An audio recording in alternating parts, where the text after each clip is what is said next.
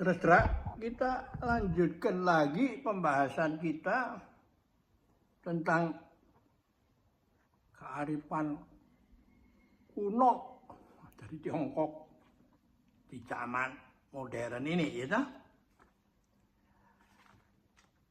Pak Iin Salihin, MSc ini ternyata jabatannya adalah mantan faculty member Prasetya Mulia Business School, sekarang menetap di Amerika Serikat.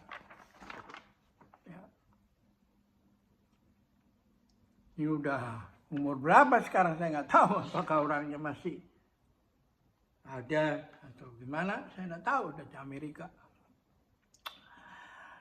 Nah, dia menulis sebagai berikut. Kedua legenda tadi, yaitu kakek tua memindahkan gunung Yugong Yisan dan mengasah tongkat besi menjadi jarum, itu tidak diketahui siapa penulisnya, tapi menyebar luas di kalangan rakyat Tiongkok dari zaman ke zaman. Diceritakan, dituliskan dan digambarkan dalam berbagai versi, tapi intinya tetap sama. Seorang kakek yang dianggap bodoh sebetulnya seorang kakek yang mempunyai tekad kuat, tidak takut kesulitan, ya, tak takut selamanya waktu yang dibutuhkan, tetap teguh bekerja pantang menyerah menuju cita-citanya. Seorang ibu bijaksana meyakinkan anaknya bahwa tidak ada pekerjaan yang tidak bisa diselesaikan asal mempunyai tekad yang sama. Wah, luar biasa kan ini. Ya karena itu jangan mengherankan kalau setelah 4 tahun 49 Tiongkok itu merdeka, dalam waktu yang singkat dia bisa melesat langsung menduduki tempat yang di Jepang gitu, atau runner up pada waktu untuk yang di atasnya yaitu Amerika Serikat, sehingga orang bisa lalu bingung gimana ini naga yang tadinya disuruh tidur oleh Napoleon lalu mulai bangun dan menari itu. Lalu gimana cara mengatasinya? Ini yang menjadi persoalan di zaman sekarang. Dan kita tidak bisa hanya takut sana ini dulu begini, dulu begitu. Ya harus dipelajarin itu secara mendalam, hakikat apa yang sedang terjadi sekarang ini. Nah, ada satu kisah lagi yang saya berhasil kumpulkan tentang Mencius ini dalam buku saya yang ini. Ya. Nah, ceritanya begini. Ibu Mencius itu yang yang tua, tidak punya istri tua dan tidak bodoh lah, tidak berpendidikan, tapi hanya bekerja keras terus supaya anaknya harkat dan martabatnya bisa naik melalui pendidikan itu, ya.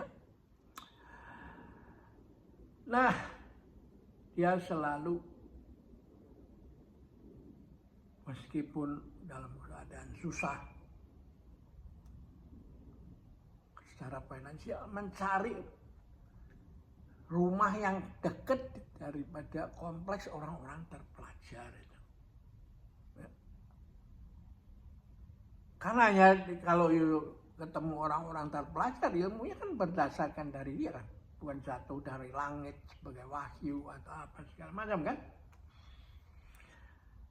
Nah, dengan segala keteguhan, dia kerja suruh jadi apa saja, serabutan apa aja kerjain supaya bisa membiayai anaknya si Mencius ini sekolah di tempat yang baik kan. Nah, apa yang terjadi? Si Mencius itu dasar anak beling, bandel, mengatakan bahwa ngapain sekolah-sekolah tuh nggak akan dipakai nanti kan. Dia enak-enak main-main aja. Aduh, gimana? Ibu Mencius itu kan orang nggak berpendidikan, mau nasihati apa, dia sendiri juga nggak bisa ngomongnya, masalahnya dia juga nggak berapa ngerti. Tapi dia hanya setiap hari satu langkah, meski perjalanan masih ribuan li, setiap hari berbuat baik pada anaknya, meskipun banyak rintangan. Nah, dia melihat anaknya si Mencius yang sudah sulit disuruh rajin, dia sudah kehabisan akal, lalu main dipukul aja pakai rotan itu, kalau bolos itu. Nah, satu hari dia kok melihat setelah si Mencius dipukul itu kok dia menangis itu. Lalu dia tanya, kenapa sekarang kamu menangis? Mencius mengatakan, ya, pukulan ibu tidak sekeras beberapa waktu yang lalu. Itu menunjukkan bahwa tenaga ibu sudah semakin lemah karena usia. Dan lalu Mencius menangis dan sadar bahwa dia membalas kebaikan ibu dengan yang tidak patut. Sehingga akhirnya dia berjanji mulai saat ini akan menjadi orang yang serius belajar. Terus berkembang, akhirnya dia diakui menjadi penerus dari Konfusius. Wah, gila kan? Konfusius yang 2500 tahun penerusnya tercipta dari cara pandang yang begini. Bahwa anak itu ternyata bisa mendapatkan pencerahan. Dalam Zen itu disebut the gradual enlightenment, itu pencerahan yang muncul bertahap ya. Dan lalu seperti induk ayam mematuk telur,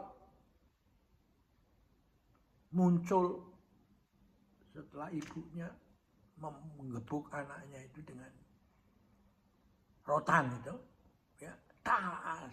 Ya.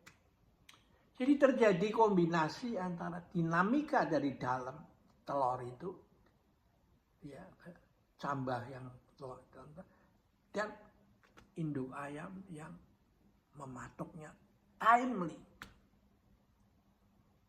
Karena kalau tidak cepat atau kalau patokannya terlalu cepat, si anak ayam itu di dalam telur itu, cambah itu, janinnya itu mati. Sedangkan kalau lambat menjadi cacat itu, dia lahir organnya lengkap tapi tidak bisa diharapkan menjadi ayam yang normal, besar dan bisa mengais makanannya sendiri ya. Oke, kita akhiri di sini dulu. Sampai jumpa lagi.